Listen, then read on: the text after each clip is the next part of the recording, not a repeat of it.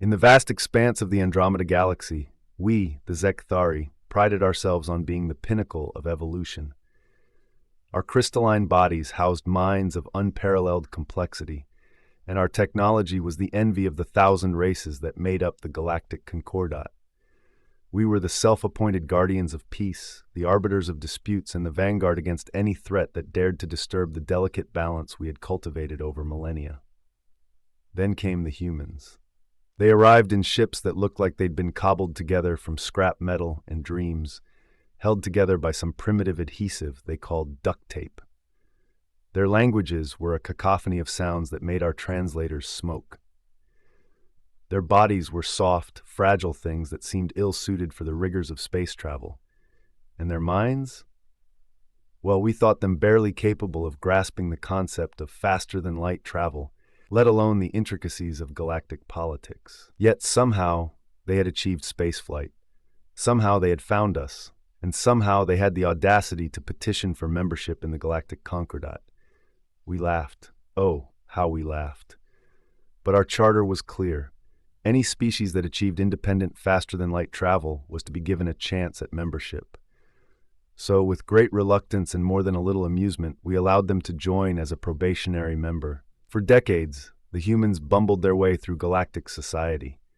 They established trade routes, only to have half their ships go missing or return with cargo holds full of worthless trinkets. They attempted diplomacy, only to inadvertently insult other races or agree to ludicrously one-sided treaties. They tried to contribute to our scientific endeavors, but their breakthroughs were often centuries behind our current understanding. We watched them with a mixture of pity and disdain, wondering how long it would take before they gave up and retreated to their backwater solar system. Then came the void. It started as a whisper, a dark rumor from the edges of our galaxy.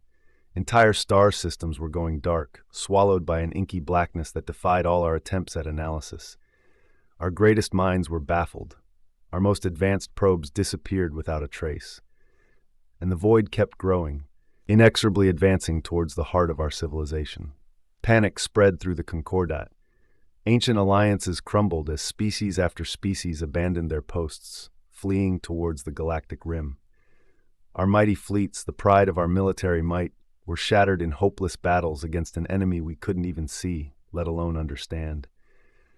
In our desperation, we turned to the humans, not out of hope, but out of a bitter desire to see them fail one last time before the end.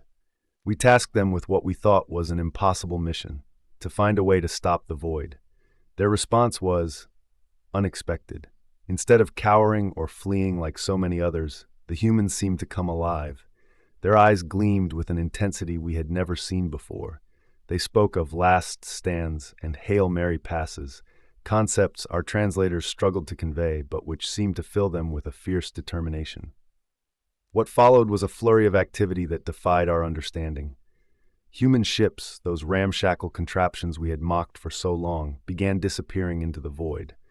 They would emerge days or weeks later, battered and scarred, but bearing data that our most advanced sensors had failed to collect. Human scientists, whom we had dismissed as primitive, began working tirelessly, fueled by a beverage they called coffee that seemed to grant them inhuman stamina. They pored over the data, drawing connections that our logical minds had overlooked, proposing theories that seemed absurd until, against all odds, they began to yield results. And then there were the human soldiers. We had always seen them as soft, weak creatures. But now, as they volunteered for suicide missions into the heart of the void, we saw a different side of them. They fought with a ferocity that shocked us, sacrificing themselves without hesitation to buy time or save others. Slowly, painfully, we began to understand the truth. The humans hadn't been bumbling idiots all these years. They had been learning, adapting, preparing. Every failed trade route had been a lesson in galactic geography. Every diplomatic faux pas had been a crash course in alien psychology. Every scientific failure had been an opportunity to study our technology, to find its strengths and weaknesses. They had turned their weaknesses into strengths. Their short lifespans meant they could adapt more quickly than any other species. Their fragile bodies had driven them to create incredible medical technology that could now save lives across the galaxy. Their chaotic minds, which we had dismissed as primitive, could make intuitive leaps that our logical thought processes couldn't match.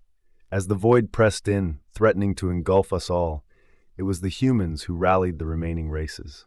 Their speeches, filled with references to ancient battles and long-dead heroes, somehow ignited a spark of hope in even the most despairing hearts. Their strategies, seemingly reckless and illogical, began to slow the void's advance. And then came the final battle. The combined fleets of the galactic Concordat faced the void in the Proxima Centauri system, the home of humanity's first extrasolar colony.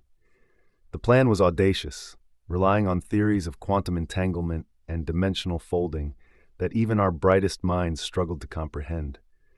At the center of it all was a single human ship, held together by duct tape and hope, carrying a device that they claimed could seal the void forever. As the battle raged around them, as entire fleets were swallowed by darkness, that lone ship plunged into the heart of the void. For 3 days and 3 nights we waited, our sensors straining for any sign of life. The void's advance had halted, but was it too late? On the 4th day, as hope began to fade, a single transmission broke through the silence. It was garbled, barely comprehensible, but the meaning was clear. The eagle has landed. The void is sealed. You're welcome, you pompous crystal bastards. In the years that followed, as we rebuilt our shattered civilization, we came to a humbling realization. The humans had never needed our acceptance. They hadn't joined the galactic Concordat out of a desire for validation or a need for protection. They had joined because they saw a galaxy full of wonders and dangers, and they wanted to be ready. They had been the silent sentinels, preparing for a threat we couldn't even imagine, using methods we couldn't understand. They had saved us all, not with advanced technology or superior intellect, but with qualities we had dismissed as weaknesses: adaptability, creativity, and an unyielding spirit in the face of impossible odds. We knew them now, truly knew them. They were humans.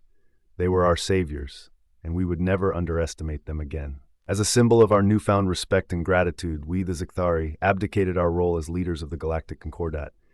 In our place, we nominated humanity to lead us into a new era. Their response, as always, surprised us. They declined. Instead, they proposed a radical restructuring of the Concordat. No single species would lead, they said. Each race would contribute based on their strengths, learn from one another, and face the challenges of the galaxy together. It was a messy, chaotic system that went against everything we had built over millennia. It was, in short, perfectly human, and it worked. Now, as I record this history for future generations, I can't help but marvel at the journey we've taken. From dismissing humans as primitive upstarts to entrusting them with the future of our galaxy, we have come a long way. And yet I suspect the humans are still surprising us, still preparing for threats we can't foresee, still being the silent sentinels of our shared home among the stars. After all, that's what humans do best.